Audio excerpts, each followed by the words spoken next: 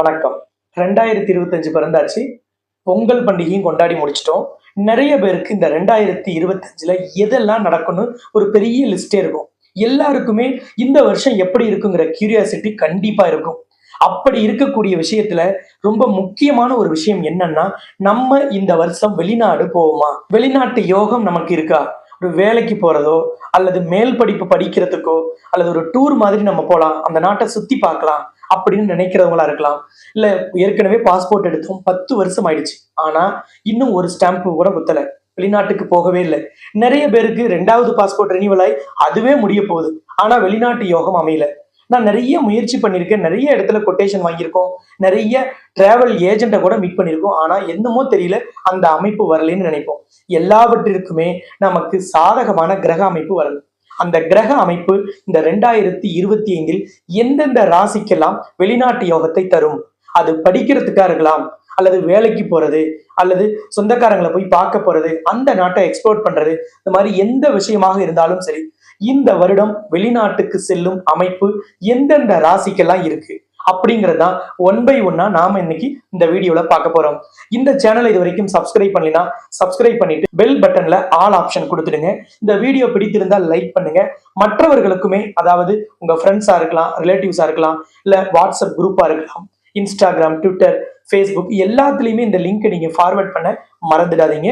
இப்ப நாம இன்னைக்கு இந்த வீடியோக்குள்ள போலாம். நான் நிறைய வீடியோல சொல்றதுதான், எப்பவுமே நாம எந்த ஒரு செயல் செய்தாலும் கடந்த வருடம் சிறப்பாக இருந்திருக்கும், நிறைய பேருக்கு கசப்பாக இருந்திருக்கும், ஆனா நல்ல விஷயங்கள் நிச்சயமாக ஏதாவது நடந்திருக்கும். அந்த நல்ல விஷயத்தை நினைத்து சந்தோஷமாக இந்த ஆண்டை தொடங்கணும். அப்ப அந்த மாதிரி நல்ல விஷயங்களை நமக்கு கொடுத்தது இந்த பிரபஞ்சம். கமெண்ட்ல போய் தேங்க்யூ யூனிவர்ஸ்னு போட்டுட்டு நாம இப்ப இந்த வீடியோவை முழுசா பார்க்கலாம். இந்த வெளிநாட்டு வேலையோ வெளிநாட்டு பயணத்தையோ குறிக்கக்கூடிய கிரகம் அப்படின்னு பாத்தீங்கன்னா ராகுவும் கேதுவும். எந்த ராசிக்கு அல்லது எந்த லக்னத்திற்கு 12ஆம் இடத்தில் ராகுவும் கேதுவும் பயணம் செய்கிறார்களோ அவர்களுக்கெல்லாம் வெளிநாட்டு யோகம் கிடைக்கும். இதுல ராகு 12ஆம் இடத்தில் கோச்சாரத்தில் பயணம் செய்தாலோ அல்லது பிறந்த ஜாதகத்தில் இருந்தாலோ அவர்களுக்கெல்லாம் வெளிநாட்டு அமைப்பு நீண்ட காலத்துக்கு கிடைக்கும். அந்த நாட்டுல கிரீன் கார்டு வாங்குறதோ அல்லது குடியுரிமை பெறுவதோ, ரொம்ப வருஷத்துக்கு அங்க தங்கி இருந்து பணிபுரிவதோ, அந்த நாட்டிலேயே தங்கி இருந்து பணிபுரிவது, அல்லது வெவ்வேறு நாடுகளுக்கு, ஒரு நாட்டில இருந்து இன்னொரு நாட்டுக்கு அப்படியே பயணம் செய்யறது, இதையெல்லாம் கொடுக்கக்கூடிய கிரகம் ராகு.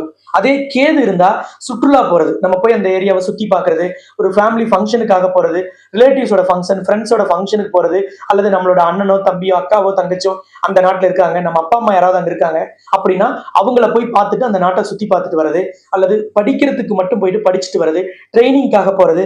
சில பேர் வேலை செய்யற இடத்துல இருந்து அந்த நாட்டுக்கு டூர் அனுப்புவாங்க, அல்லது அங்க இருக்கிற எக்ஸ்பீரியன்ஸை கேதர் பண்ணிட்டு வாங்கன்னு நிறைய கம்பெனிஸ் உங்களை அனுப்பி வைப்பாங்க. அந்த மாதிரியான அமைப்பை எல்லாம் கேது பகவான் கொடுப்பார். அதே போல ராகு பகவான் ஒரு எந்த ஒரு நாட்டை குறிக்கும் அப்படின்னு பாத்தீங்கன்னா, அந்த அரபு நாடுகள்னு சொல்லக்கூடிய இஸ்லாத்தை ஃபாலோ பண்ணக்கூடிய நாடுகளை எல்லாம் ராகுவும், கிறிஸ்தவத்தை ஃபாலோ பண்ணக்கூடிய நாடுகள், அதாவது கிறிஸ்டினாட்டி நாடுகள்னு சொல்லக்கூடிய அந்த நாடுகளை எல்லாம் கேதுவும் குறிப்பார்கள். அப்ப 12ஆம் இடத்தில் ராகு இருந்தாலோ அல்லது கோச்சாரத்தில் பயணம் செய்தாலோ அவர்களெல்லாம் நீண்ட காலம் போய் தங்கி இருப்பார்கள்.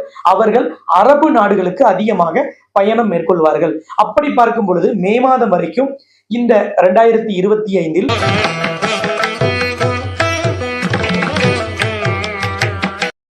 மேசராசிக்கு 12ஆம் இடத்தில் ராகு இருப்பதால் மேசராசி மேச லக்னக்காரர்கள் உறுதியாக வெளிநாடு செல்வார்கள். வெளிநாட்டுக்கு படிக்க போனா அங்கேயே ஒரு ஜாப் கிடைச்சு அங்கேயே கிரீன் கார்டோ சிட்டிசன்ஷிப்போ வாங்குற அளவுக்கு ரொம்ப வருஷம் வெளிநாட்டுல இருக்கக்கூடிய அமைப்பை மேசராசி மேச லக்னத்திற்கு இந்த வருடம் உறுதியாக தரும். அதே போல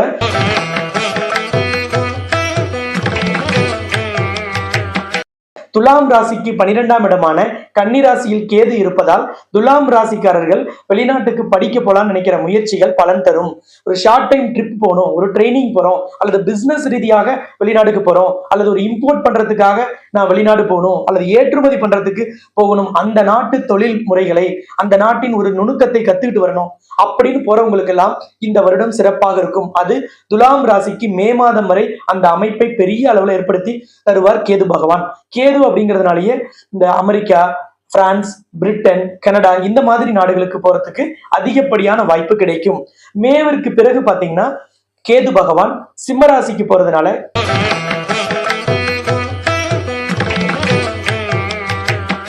கன்னி ராசிக்காரர்களுக்கும் கன்னி லக்னக்காரர்களுக்கும் இந்த அமைப்பு, வெளிநாடு போறது, வெளிநாட்டுல போய் படிக்கிறது, ட்ரைனிங் போறது, இது எல்லாமே அமைந்துவிடும். அதே போல ராகு மே மாதத்தில் பயிற்சியாகி கும்பராசிக்கு வந்து விடுவதால்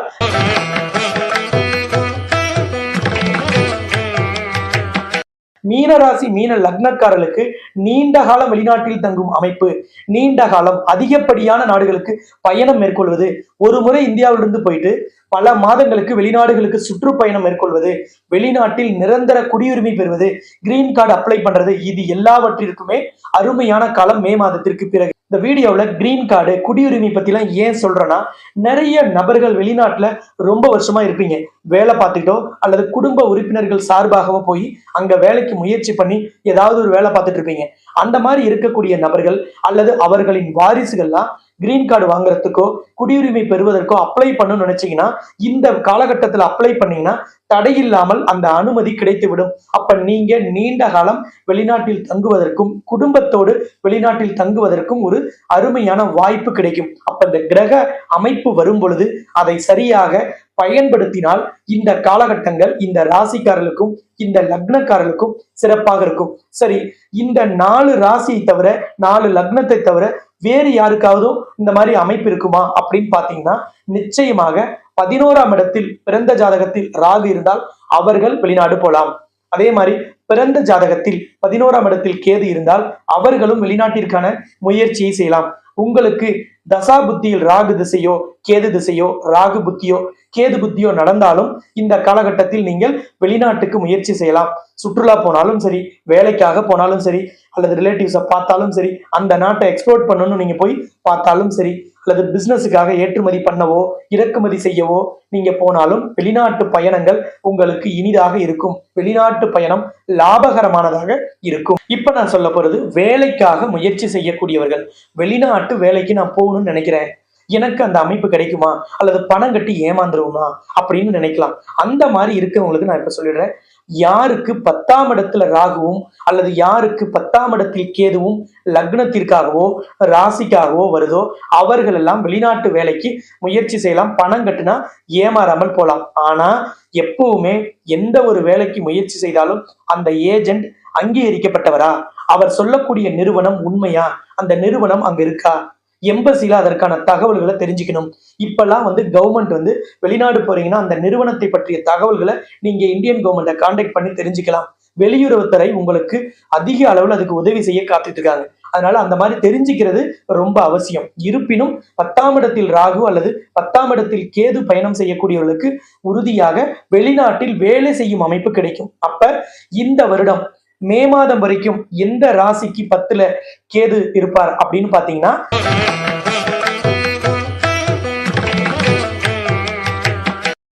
தனுசு ராசிக்கு 10ல கேது இருப்பார். அப்ப தனுசு ராசி தனுசு லக்னக்காரர்கள் இந்த வருடம் மே மாதம் வரைக்கும் வெளிநாடு போகணும்னா அதற்கான முயற்சிகள்ல ஈடுபடலாம். அதற்கான பணிகளை நீங்க இப்பவே தொடங்கலாம். அதே போலதான் உங்க ராசிக்கு 10ல ராகு வந்தாலும் சொன்னேன். அப்ப இப்ப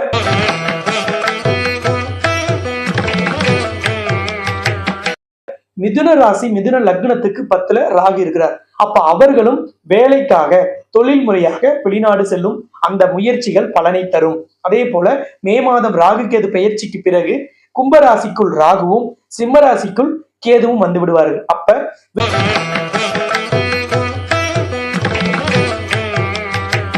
விருச்சிக ராசி விருச்சிக லக்னத்திற்கு 10ஆம் இடத்தில் கேது வந்து விடுவார். அதே போல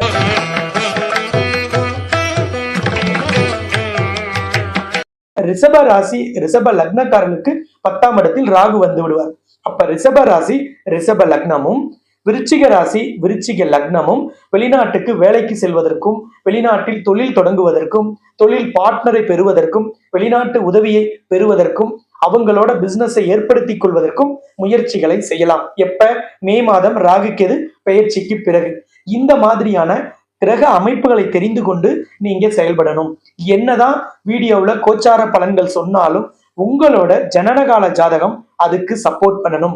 கோச்சார கிரகங்கள் அதுக்கு சப்போர்ட் பண்ணணும். அப்ப உங்களோட பிறந்த கால ஜாதகத்தை ஆய்வு செய்து வெளிநாட்டுக்கு போற பயணத்தை, நீங்க ஒரு டூர் போறீங்கன்னா பிரச்சனை இல்லை, ஆனா வேலைக்கு போறீங்க, தொழில் செய்ய போறீங்க அல்லது படிக்க போறீங்க அப்படின்னா உங்களோட சுய ஜாதகத்தை உங்க குடும்ப ஜோதிடர்கிட்டயோ அல்லது ஏதாவது ஒரு சரியாக கணிக்கக்கூடிய ஜோதிடர்கிட்ட கொடுத்து நீங்க பலன்களை தெரிந்து கொண்டு வெளிநாட்டு முயற்சி செய்வது சிறப்பாக இருக்கும்.